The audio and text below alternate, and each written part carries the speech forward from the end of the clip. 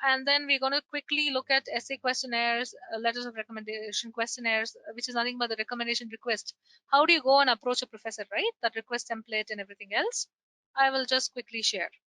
Now, if you have signed up with admissions consulting this month, you will be getting a questionnaire called the essay questionnaire.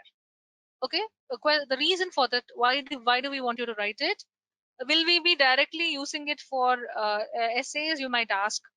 We want you to write it to get a few points from you. Will it be directly used for essay writing? Not really, this is more to like tell you about to identify things that can be added to the essay.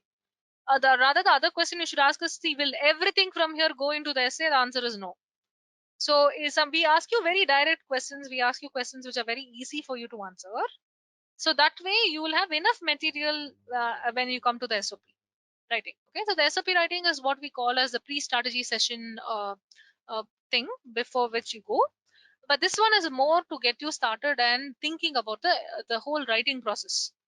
Okay, I'll give you a statistic because I like statistics and that's nice. More than 80% of the people who work with career labs write this essay questionnaire. And because they write this questionnaire, their time for working on the essays is super limited. They spend an hour on the essay questionnaire now, which means that they spend less than a half an hour every time that they work on their SOP. It's very limited. Okay, so really like makes your life easier. These are questions that are designed in order to get thinking started for you. All right, so we will be sending this to you in your email and also adding it to the handout. And this is where you get started. Very simple questions. Why are you doing your master's in computer science? How is this going to help you? Okay, what are some challenges that you faced in order of your profile building and how did you overcome them? Like, do you have an idea of your long-term goals, etc.? So very, very simple questions, but direct questions which are easy to answer.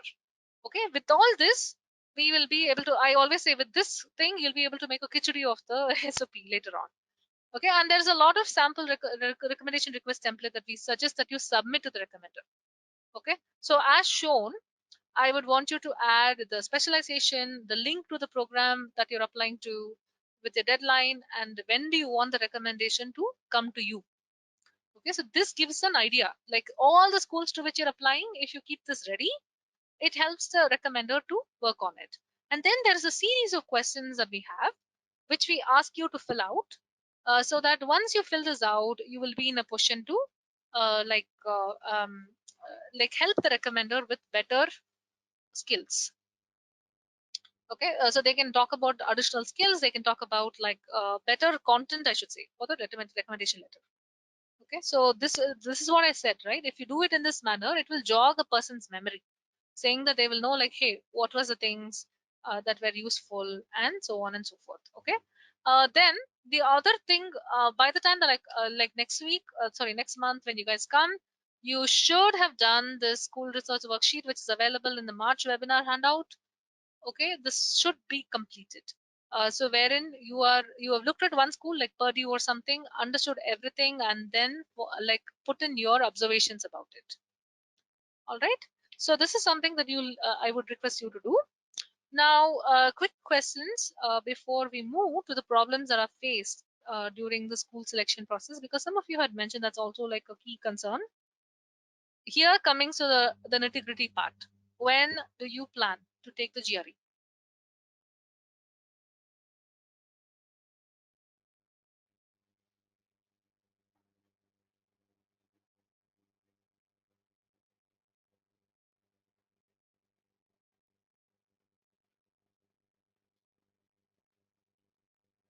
Okay, excellent. I am very happy for two sections of people. One are people who have already taken. Second are people who are not planning now, looking for other schools without it. Why? Because they already have taken the decision. I'm next happy for the next set of people who already like said that I'm going to take it in June or July. Like and some of them are deciding after June 15th. So I would say that now is a good time for you to take a look.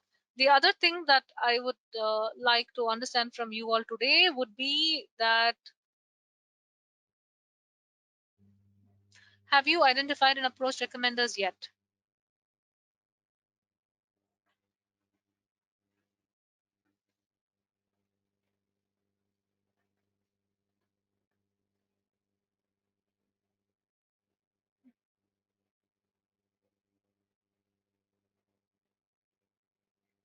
Excellent.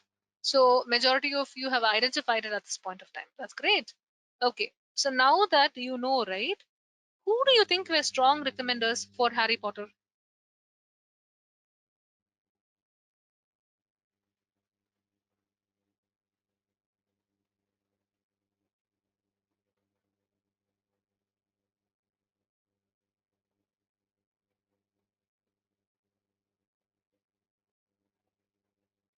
Okay, to be very honest, the strongest recommendation letter for Harry Potter would be from Dumbledore. Okay, mainly because of the complexity of the projects undertaken. And I still remember in my this was like probably the very first years when I had begun my admissions consulting services. There was this professor from a particular university who was very well known in that field. If you mention that person's name, right, they all know that papers in India come from that person. That person literally wrote 8-line LOR. I still have that LOR. I'm not going to share it with you guys, but I still have that LOR for that person. This person was applying for a PhD program, and he had 302. Okay, this was a very unique case actually. He was interested to go to Korea as well to study, but and finally, actually, he went to Korea for studying, but he was also applying to the US before, and he had already identified professors at the other university, like the graduate PhD was already done. He knew with whom he was going to do the PhD and all. Okay, but as I said, this professor with the undergraduate professor with he worked with, right, and from whom he got the recommendation letter was so well known in India and still well known actually. And that professor had 8 lines, and this person said he wrote 8 lines. That's like a big deal, and so on. So that is why, to tell your answer, the strongest recommendation letter for Harry in our example that we saw is actually Professor Dumbledore. Okay, but yes, Professor McGonagall is also good. It's not like a bad one. Okay, so again, length doesn't matter in this case. For the letter of recommendation, the content matters. Who writes it matters. Okay, so obviously a person who's really, really very high up can give very limited amount of words, and that's good enough. Okay, but then, like, depending on some of the other recommenders, you want to keep it in this one. The other question that I would ask from you is like, how long have you guys known your potential recommenders? I understand that this can vary for different recommenders, but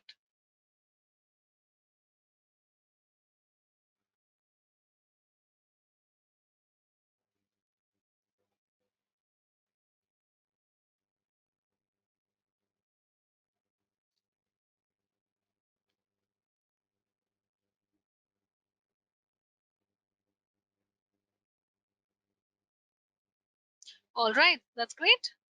So here's something that I would like to share. Yeah, great, awesome. So if you've known the person for a longer time, that's going to be good. And which are the ones that you're selecting right now?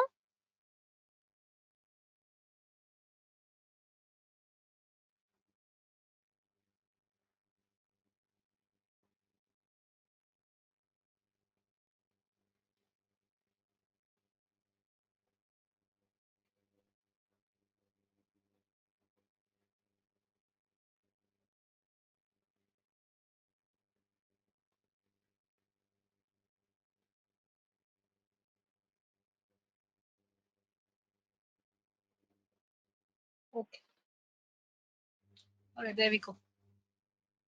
Yeah, sounds like reasonable, no? Majority of the time. Yeah, excellent. And now,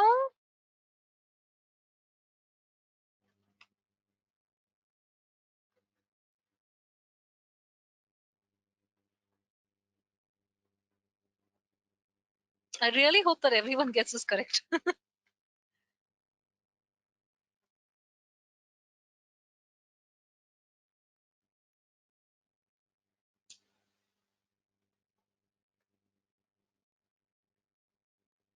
I hope that everyone's paying attention to this one. This is just thrown there just for you to know. All right. So let's move to the most interesting part of this, which is all your questions as well. But before that, I'll show you one more thing. Excellent. So see, I just paused for a little while so that everyone could Answer this and then look at the poll here. The answer should have been none of the above. If you have not worked with somebody, I don't care if they're the president of India or somebody else in the world, do not get a recommendation letter. Simple as that. It can harm you rather than, rather than be like a good thing. What we call as an insipid recommendation letter from a really known, well-known person, no, can actually harm you. And here's another story. There was one person who came to us as a reapplicant once. This was very early again. Today is my day for, I think, reminiscing about my past candidates. But anyway, so one of the persons had come in, and that person had like a stellar, came from a great university, undergraduate college, etc., etc., and all that. Had applied to most of the programs. When we looked at it, it looked all the way great and everything else. But then, like, what had happened was, then we got a chance to look at the recommendation letters, right, for that person.